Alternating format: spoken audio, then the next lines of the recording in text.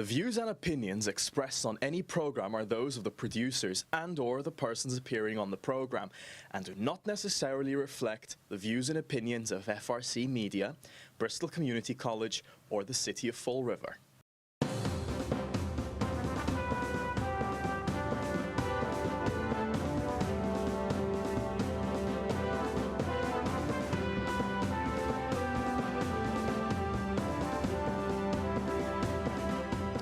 Well, hello. Welcome to Spindle City Straight Talk. I'm Chip. And I'm CJ. And it is Friday. It is Friday in a rib. Take two. Technical difficulty. So we'll start again.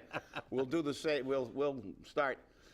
The latest update on John Perry. We have no clue. We have none. We have no clue because, you know, the administration is very transparent. Yes. But again, the phantom government strikes again. The phantom government. We never know anything that's going on. I want him gone by Wednesday. No, it was last Friday. No, it was Monday. No, it was Wednesday. Now it's Friday. We don't know what's happening. Well, maybe today. I'm getting calls. I actually got questioned at yesterday by a few people. What's happening? Don't ask me. Right. You know, what do we know? We don't know much, that's for sure. That's right. You know, one of the things I find very interesting, though, is it is Friday the 13th. Yes. So maybe today will be the day. Unlucky day for some people. Maybe today will be the unlucky day for you know, John Perry. But remember, they are giving him his due process. And you and I both know that it takes much longer than 24 or 48 hours to give him due process. Maybe they watched the show again because they didn't mention due process until after our show. And Exactly. Now that maybe they heard us say that you can't really do that in 24 hours or 48 hours. But hey, listen, we'll find out. Ultimately, there'll be a photo op or something. Something will have to happen because they'll have to say, well, they got to drag this guy over from New Bedford. They got the job's queued up. It's ready to go. He's teed it up. You know, the Pope of Patronage has teed up that baby. He's ready to hit that one down a fairway, about 300 yards. A little golf analogy. Well, what's interesting, as I said, is that you would think that they would have a press release or something saying that he no longer works for the city. They don't have to say why. They can just say he no longer works for the city. Because I don't even think we even got a press release on his administrative leave. I know I didn't see one. But then again, we don't get anything from the mayor's office anymore because I pissed him off, I guess. I pissed him off. We're off his Christmas card list. I pissed him off because I didn't return a phone call. Well, hey, it is what it is. But look, remember the old days, like if they did something, they put it in a newspaper, like, okay, half of the stuff associated with this thing, and forgive my nasalness, I got a stuffy nose, allergies and head cold, but, you know, if they turned it like, now there are allegations, and again, we're going to, emphasize allegations. Right. That some of these things that are whirling around are going to be turned over to the district attorney, or have been turned over to the district attorney. You know, before they'd stick that in the paper, you know, charges pending that are turned over for, you know, blah, blah, blah, the severity of. But then again, that's when people actually got the news. But look, let's face it, it's an election year. They're all worried about optics and photo ops. We got a picture. Somebody texted me a picture. I understand the emperor was there. Apparently, this is a pretty funny picture. It's a picture of, I guess it's down at the waterfront. The pier. The pier, the pier. Because now, as usual, and during election years, everything gets redeveloped and things like this. And there's a picture of Kenny Fiola surrounded by a whole bunch of people. I haven't identified most of them. I know that we have, I believe that's Carol Fiola. That it was, yep. Paul Schmid. That's Sarah, who was... Sarah Page, I believe. Page, yeah. And... from the RDA. From the RDA, and a whole bunch of a host of cast of characters. Well, there's a cast of characters there because Maura Healy was in town yesterday. Yes. And you know what she said? She said, gateway cities like Fall River really need help. Wow. Really? Imagine that. Wow, she is the master of the understatement, isn't she? She just figured that out. Yeah, and Carol Fiola. Right. Carol Fiola's comments were that Maura Healy knows the needs of Fall River. Sure. It knows the needs of the economic development of Fall River. Yeah. How long has that tech been in Boston? Yeah, I know. Yeah, and in politics, they all know what we need. They all know what we need. But the caption on this little picture is, "Don't worry, he's not really the mayor," in reference to Kenny. Kenny, right. As you said, you've anointed him emperor. Right. He's better. He's more than a mayor. He's the emperor. So again, look, all this stuff is taking place. They're all going to be down here. It's an election year. They all know. I feel your pain. I feel your pain. You're poor, and we're going to fix it by throwing you out in the street, by raising the rents, raising your taxes, throw you out of your house, and replace you with rich people. That's our vision. That's our perfect world. And it's not going to happen because nobody's going to come to Fall River because the crime, the educational system sucks. Yeah, but you know. But who's going to come here? The affluent people. If you can live in Boston, you can live in Somerset, Swansea, anywhere in the state. Anywhere. So, but this is an election year. We know they feel for us in an election year. They're all going to be down here. And they all forget us in January. And as soon as the election's over, it's like, okay, if we're going to give the enema to the state, it's the two cheeks of Fall River and New Bedford. That's it. That's where we're going to put the whatever the tube or whatever they call it. You know the medical term, the enema appliance or whatever. The enema bag. But see, this is the thing. It's just like this big redevelop, not $1 million. And I got texted a video. Actually, it was made at the college, which was pretty good. I guess Keith Tebow made the video. It had 3 or 4 different subjects, but one of the subjects was a reorganization. Carlos Caesar, of course, said, well, you know, I've been hearing this a lot, never comes to fruition. You know, we got to fix up these places. The city's never enforced their ordinances for broken windows, et cetera, et cetera. We need to bring businesses in. But you know, Carlos is half right. But if you bring businesses in and you don't deal with the fact that people in this city don't have money, these businesses will ultimately all. I mean, when the hell do you ever see a Popeyes go out of business? I mean, Popeyes is closed. I mean, that's a low budget meal for people all over the country. Popeyes goes out of business. Everything, you know, they never really. It's always optics. Put lipstick on the buildings. That's an optic. Tell us, and a big part of that video that really got me was that Sarah Page, I believe her name is. She said, "Oh, this is 2 parts," but we didn't hear that at that presentation. Oh, we got a lot of input. Right. She said, "This is only the first part. Then we're going to go into urban renewal." Oh my God, urban renewal! How many times have we heard about urban renewal? I mean, urban renewal is one of the most hackneyed. It's just. They just love it. It's ubiquitous. It's everywhere. Everything. It's always urban. We had, how many urban renewals have we had? We had them in Detroit. We had them everywhere. Urban renewal never works because they never address the core problem that people have to work. We need a workforce. We've exported most of the jobs in the United States. When the mills left, we didn't train our workforce. And this is the result. What cities are prospering? Even San Francisco, which is a very high-end city. Look what's happened now. Look what they destroyed it. Now, the only people that live in there are Nancy Pelosi in a gated fortress, and everybody there, they're defecating and urinating all over the streets. There's needles all over the place. Virtually 75% of the people in San Francisco are gone. They left. They don't want to live there.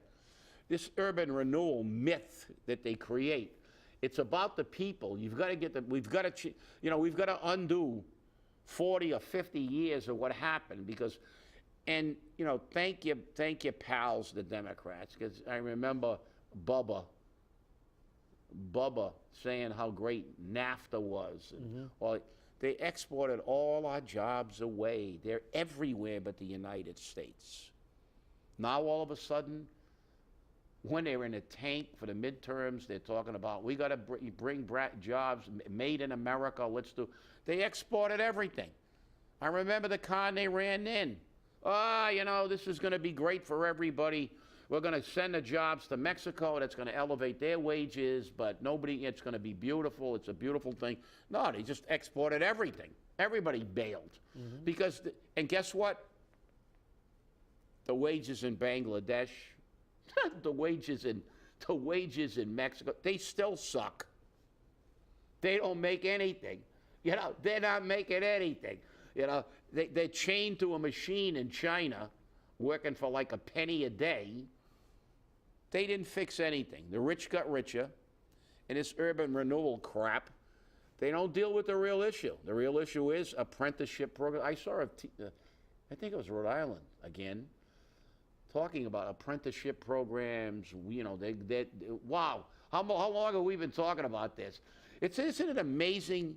Do you think it's a coincidence, CJ, that this always happens when there's a really, really heavily contested election on the horizon? Of course. Because the Democrats are worried there's going to be a bloodbath in the midterms, and I think there will be. Right. I mean, in Rhode Island, you've got a whole congressional seat available. Yeah. Because Langevin decided he's not running. And now all of them are coming out of the woodwork because they all want to run, including Fong. Who turned around, and remember he was mayor of, for a while. Yeah. Cranston. And he did very well. Cranston did very well. Oh, yeah, they did very well with fiscally prudent policies. Yes. And, I mean, this is the thing, though, that the Democrats don't want to look at. And without looking at the financial implications of what you vote for and what you do, you just keep spending and spending and spending. Yeah. I mean, now there's another $1 billion bill that the president's signing off on to send money to the police departments in high-crime areas. I'm assuming Fall River is going to be one of those areas. You mean the cities that they created with their liberal DAs and everything else that don't put people in jail? And right. But now at the midterm, he's on we're going to help the police. Right. Because. But remember, the Democrats before wanted to defund the police. Oh, absolutely. And some of them are still very few now, but they're all worried because that's one thing about politicians. They only listen when there's an election coming up. That's right. And that's why you got to change them like diapers, and for the same reason. And the reality is, you're right. I mean, and that's the Democratic philosophy. If you look at Republican states, red states, they're fiscally conservative. They normally have pretty solid budgets. They have very low taxes, like South Dakota doesn't have any income tax, basically.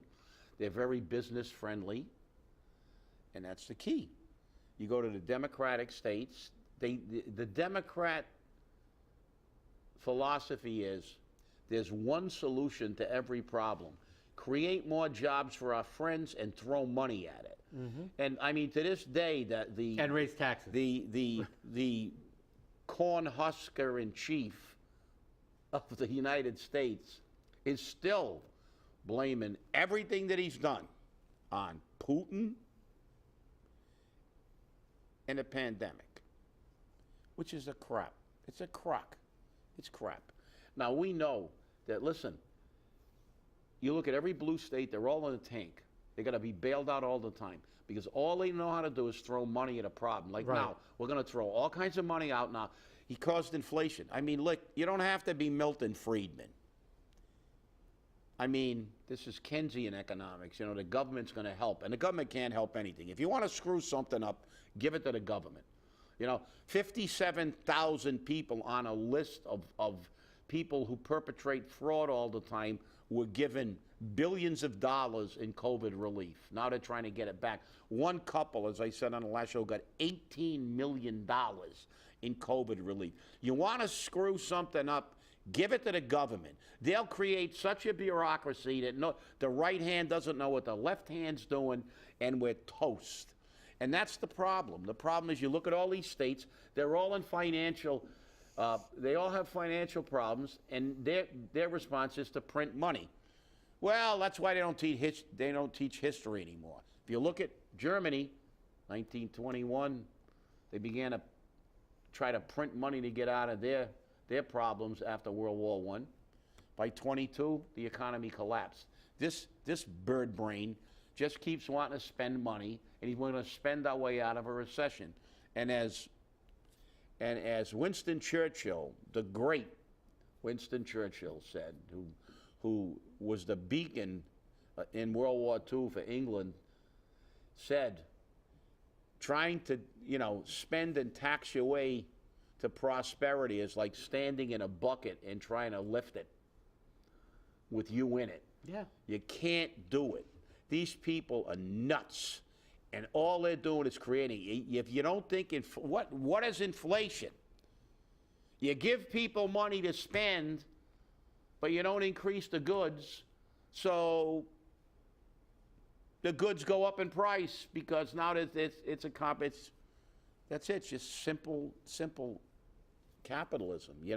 The market will charge what it can bear. Now he's turning around and accusing everybody of price gouging, and now it's always everybody else's fault. Right.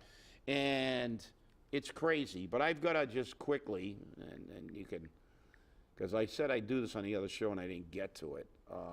Let me see. I do have a statistic that I had to bring in. This is just a few of the things. It goes on forever, but this is the few of the things that these savages have created. Eggs are up 22.6%. Chicken is up 16.4%. Milk is up 14.7%. Utility gas is 22.7%. New cars are up 14.2%, and airline fares are up 33.3%. That's just a small amount. So we look at this stuff and we go, they are creating a massive inflation, and they're gonna cure it by creating a massive recession. And the government, and they're notorious for doing this, if you remember, gave us money. Yeah. They gave us those stimulus checks. Yeah. And there was no place to spend the money. So people either paid bills or put it in the bank and left it there. So it really didn't stimulate the economy at all. And because of that, nothing moved. Yeah. And we also had the supply chain issues and whatnot. But then when the country opens up, people are spending money, but there's nothing to spend it on. They're fighting over things. Yeah, that's what causes inflation. I mean, just look at one of the main staples for many mothers out there: formula. Formula. There's no formula to be had. Oh yes, there is. I beg to differ. Okay. I beg to differ. There's a ton of formula available for illegal aliens. They showed pallets and pallets. I'm sure. Of baby formula for illegals. I'm sure. Our president will let the American babies be jeopardized while they got tons of baby formula for illegals. Mm-hmm. They're also, while people are being thrown out of their houses because of rents, they're keeping these people in 4-star hotels. I know. So listen, don't tell me they give a crap, because they're going to come down, and the Democrats are going to say, look what we did for you. We gave you the stimulus money. As you said, it did absolutely nothing. Right. As a matter of fact, it's a negative. Right. The reality is somebody had to pay for it. The reality is that, listen, I know every time Brandon gets on, well, look at all the jobs we created. No, they're just backfilling jobs that were out. But secondly, it doesn't matter how many jobs you create when inflation is greater than the wages. Right. The fact is, you're losing money. Those jobs are not, you're not helping people by giving them a job and then taking $5,000 or $6,000 out of them in inflation and then creating a recession. Because It just doesn't work. But it's an election year. You're going to hear all kinds of crap, and we hear it on a local level. In that video that they made, I heard our mayor say, "Oh, this is a lean budget. We put some opera money in to do this. No capital outlays, and it's not a lean budget. It's lean.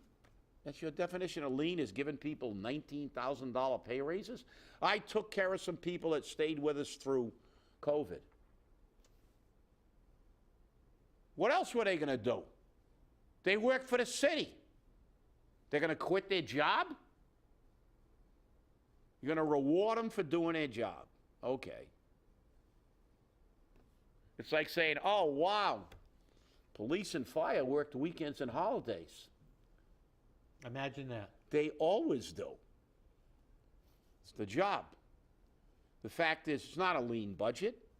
It's lean in some areas because he plugged it up with magic money, one-time money. It's not lean. Look at the number of positions that we've increased. Look at the pay raises in the budgets. It's not lean, and you will pay the price when it taxes. Yep. We will pay the price, because these raises and positions, they never go away, ever. The clock is ticking. And you will pay for it. So, Yep. Listen, where everybody else is putting, they're putting a kibosh on pay raises, they're kind of trying to put a lid on it to control inflation. Government never stops spending. They love it. That's their hobby. Yep. That's their hobby. Yep. Spending money. Spend and spend and spend. So, according to the president, on the formula shortage, you'll notice I'm putting the quotation marks up. Boy. He's going to issue an executive order under the Defense Production Act, forcing the formula makers to produce more formula. Here's the problem, as was said by a CEO of a formula company. We're running our factories at 24 hours a day, 7 days a week, at full steam. And we can't produce any more than we're already producing. But the president is going to make sure that we produce more. Yeah, I know. Another optic move. Right, exactly. Optics, we know that. Listen, look, the dummy in chief, he doesn't understand that these people, they're in business to make money. You don't think they're going to produce? Right. If there's a demand, that's what the economy does, supply and demand. Now, if there's a demand for formula, they want to make money. What do you think? The president of the company and the stockholders are going to say, hey, no, just hold that formula back. We can sell that stuff, as fast as we can make it, but don't do that. Let's hold it back. They're not going to do that. Obviously, they're not going to do that. They're selling formula, supposedly, I heard, for like $100 and some. It's ridiculous. They're already people are trying to gouging. Yep. And you don't think these companies are going to operate at maximum capacity? But the other problem is you created a problem too. You can't get a lot of people to work anymore because now you paid them all for staying home, and a lot of people don't want to go to work anymore. They want to work from home. They don't want to work at all. Give me some more money. Give me another stimulus check. You basically destroyed the damn country in less than 2 years. Thank you. Let's go, Brandon. Let's go, Brandon. That's it. It's like, this is nuts, and we got an election year, and now what are they going to do? They're ginning up the base, trying to deal with the they don't. It's like Fall River. They don't abide by the law. Right. There's a federal law against picketing and attempted intimidation of judges. Yeah. Do you think that Merrick Garland, I'm sorry, but he looks like a weasel. I just look at him, he looks like a weasel. He does. He won't say, no, BLM can kill people, burn business. That's not a riot. It's a protest. They wander around in the Capitol, and they have no due process. They've been in jail for 2 years for trespassing. So look, this is all crap. Okay, this is political. Now they know they're going to get murdered in some of these. Maybe not in these states, because I mean, I think, unfortunately, a lot of the voters in this state they either had a lobotomy or they're all rich, because we don't live in that part of the state. But the rest of them don't care, because they got money. It's like Pelosi. I don't care. The inflation doesn't hurt me. I already pay $15 a pint for my ice cream. You know, what do I care? You know, I'm not going down for the 99-cent scoop.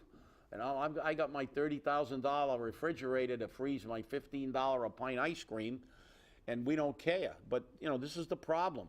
We got an election coming up, people. Vote with your head. You know, don't listen to the propaganda.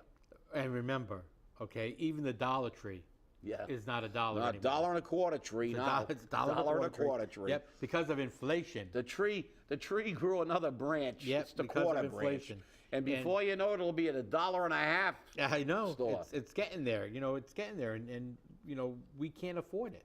Now, when you look at rents in Fall River, how much do you think it went up in the past 2 years? I'm glad you brought that up. We've heard stories about people, but I heard another story. Talked to somebody who had some people that that frequented their business, and they said he ran into one of them and said, now it's beside herself. She had a 2-bedroom apartment in in a decent area, 2-bedroom apartment in Fall River. She was paying $1,200 for a 2-bedroom apartment, which is pretty steep for Fall River, but already steep. Out-of-town developer bought it. As soon as they bought it, $2,000, $800 increase in the rent. She went, I can't afford it. And I've been looking around for another apartment. I can't find one I can afford. Right. This is what's happening in Fall River. It's been, in the past 2 years, there's been over 100% increase in rents. Yep. Okay, rents went from $800 to $1,600 almost overnight. Yep. And we're seeing that more. Now, all this market rate housing, we've spoken against it for a long time. But oddly enough, I heard an ad on the radio for 2 properties, Adams House, which we spoke against, and River's Edge. And we know who owns that. Yeah. Okay? They got a waiting list now. So people are coming from somewhere to rent these, because they're not coming from Fall River.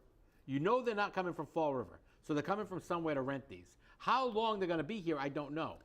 Yeah, and they're not coming, they can't be coming from Boston. They're probably coming from the southeastern Massachusetts area, where the rents have gone up where they are, probably even higher than they are in Fall River. Because, you know, these people don't have any analytic ability.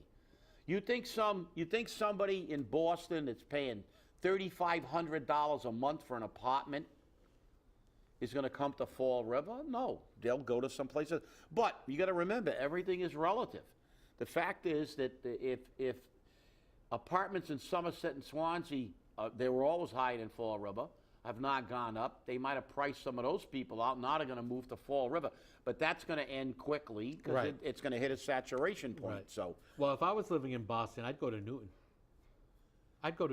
That's where all the. You can't get Newton though. There's not a lot of. There's not a lot of rentals in Newton. No, not a lot of rentals. No, not a lot of rentals in Newton. But I'd go to Newton. I mean, if I can live in Boston, I can live in Newton. Maybe we can. They said Auchincloss is going to be down here campaigning. Maybe he can adopt us and take us to Newton. Yeah, you know that's a possibility. You know, I mean, what better thing could we ask? I'm telling you now. I don't want to go to Newton. Why? I'm only kidding. I love their budget. You can you actually can read it. Yeah, you can actually read it. And find out what they're doing. I want to know how much I'm paying for Durfee. That's all. That's it. All right. Well, I want to thank you all for watching. Remember, have a great weekend, and remember, stay safe, stay angry, and hold your politicians accountable. Thanks for watching. We'll see you on Monday. And happy Friday the 13th.